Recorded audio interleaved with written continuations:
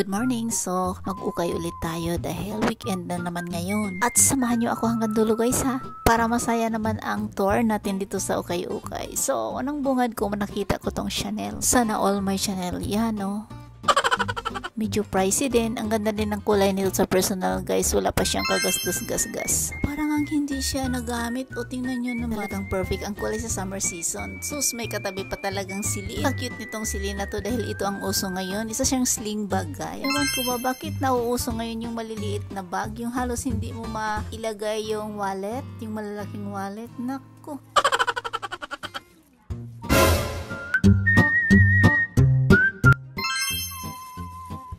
Grabe, may Balenciaga talaga. Parang naligaw dito. Tinignan ko naman, hindi naman siya kamahalan. At tingnan nyo guys, yung puwet walang kagasgas-gasgas ko. Pansin ko, yung ano niya, yung body niya, dahil medyo siya cream. Ang kulay, mayroon may mga itim-itim, may mga stain siya. Nung binuksan ko naman sa loob, ay maganda pa. Mayroon pa siya yung maliit na parang wallet guys. Yung talagang nakadetach sa Balenciaga. Yan, ang ganda oh.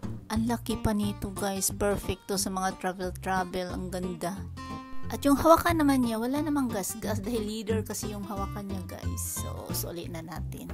Diyan ka muna, titingin ako sa iba.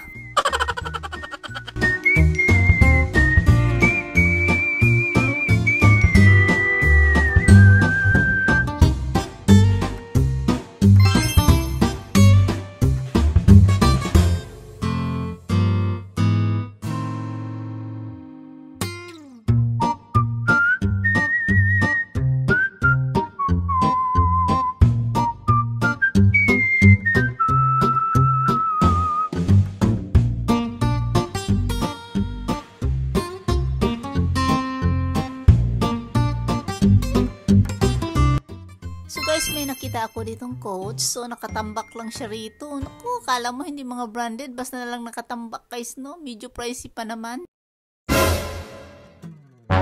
Oh, solid naman. Ang ganda pa.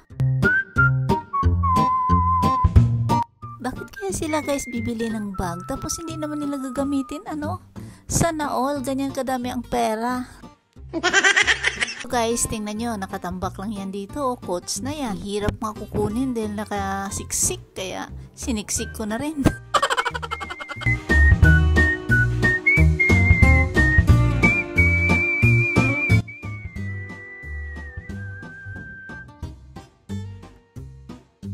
So, ito naman isang Tory Burch. Ang ganda ng kulay, malamig sa mata. At tama lang din yung laki at hindi pa siya wala talagang gasgas. Mukhang bago pa. Ewan ko ba bakit nilagay siya dito. Parang siniksik lang din. Ayan o, walang kagasgas-gasgas. Tingnan nyo naman guys. At murang-mura. Oh, tingnan mo yung loob. Ang ganda. Ayan, hindi ko na tinanggal lahat dahil napagod na ako kasi walang kameraman.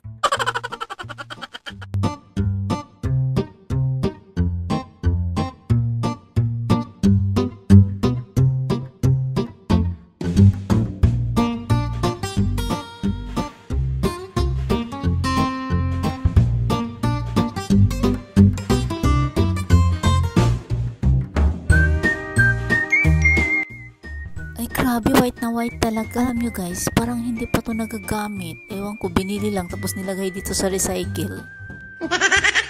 So, nakikita nyo ba? Nakita ko. Solid, hindi pa to nagagamit. Siguro isang araw lang. Dahil wala talagang kagasgas-gasgas. Wala ka lang kahit isang itim guys, nakikita ko. Tingnan nyo naman oh. Walang kadumi-dumi. So, pati sa loob, perfect. Pati sa labas, pati yung puwet. So, ito na. Ito yung presyo niya nakalagay sa screen.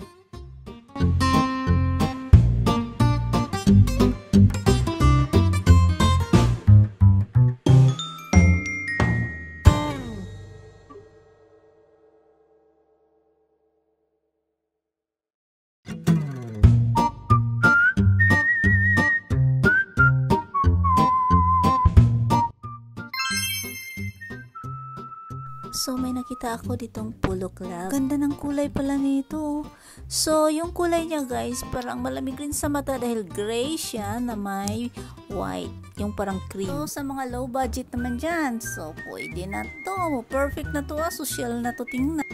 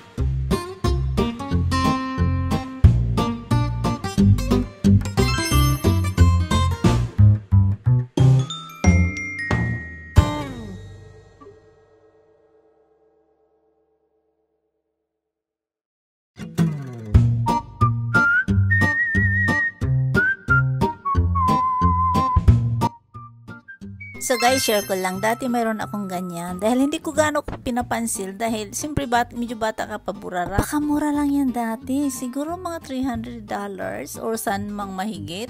Ngayon nagugulat ako sa presyo. Bakit ganito na?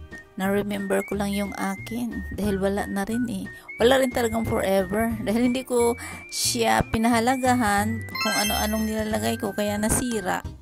Ewan ko nasira ba yun? Hindi ko na matandaan.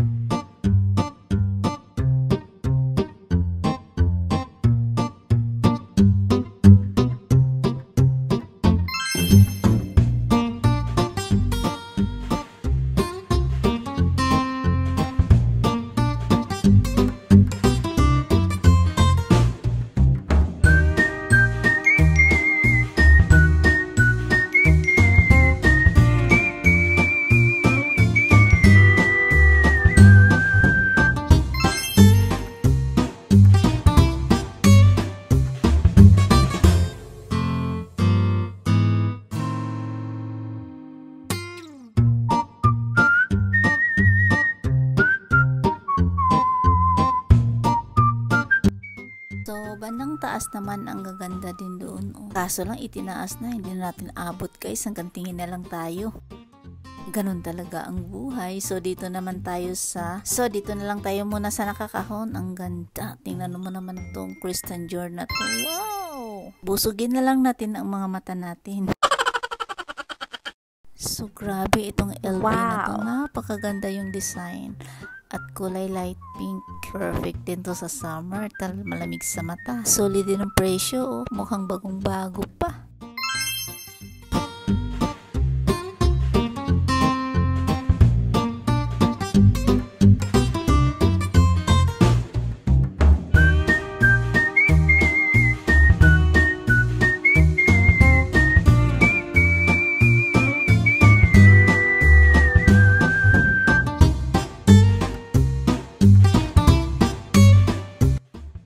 So, may nakita ako dito. Nakaka-attract tong orange na to ah.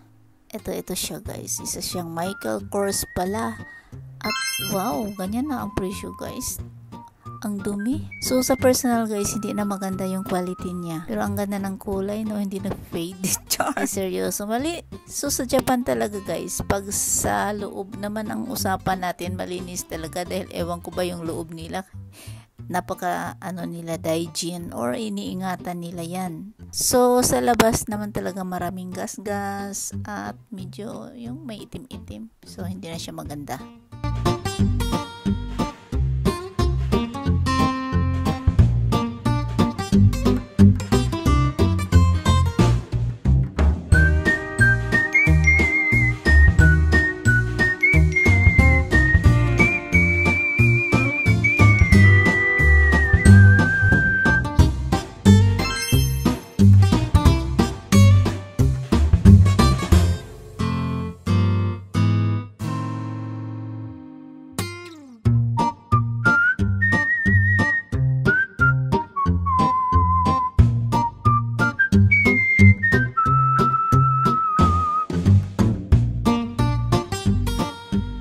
So may nakita ako ditong wallet, napakaganda pa niya guys, hindi pa siya marumi. May kunting dumi lang pala. Pwede na rin sa mga low budget yan, pwede na. Kasi binuksan ko naman siya. Wait lang ha. In fairness, pag binuksan mo naman, ang linis talaga. Ganyan talaga ang mga Hapon. Dinadaijin nila guys. Bags. Yan ang linis talaga. Wala akong masabi. Kahit gaano kagasgas doon sa labas, pero pagdating talaga sa loob, 100% malinis.